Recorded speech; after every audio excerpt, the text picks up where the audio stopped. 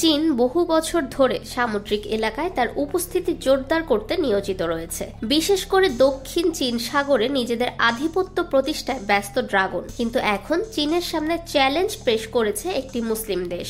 দক্ষিণ চীন সাগরে চীনকে কঠিন প্রতিদ্বন্দ্বিতা দিতে পারে এমন পুরনো এয়ারক্রাফট ক্যারিয়ার কিনতে পারে এই মুসলিম দেশ।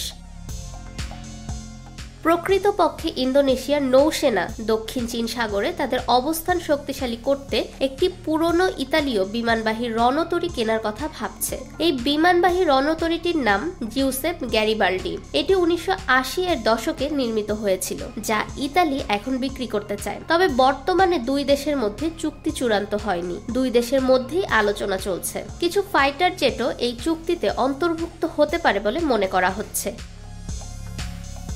চীনকে বর্তমানে দক্ষিণ চীন সাগরের সবচেয়ে শক্তিশালী দেশ হিসেবে বিবেচনা করা হয়। এই এলাকায় চীনা নৌবাহিনীর খুবই শক্তিশালী উপস্থিতি রয়েছে। ইন্দোনেশিয়ার যদি জিউসেপ গ্যারিবাল্ডি বিমানবাহী রণতরী কিনে নেয় তাহলে এর শক্তি বৃদ্ধি পাবে। একভাবে চীনকে নিয়ন্ত্রণ করা যায়। এছাড়া চীন এখানে কোনো জঘন্য কাজ করলেও ইন্দোনেশিয়ার বিমানবাহী রণতরী তার উপর নজর রাখতে পারে এবং তা বন্ধ করতে পারে।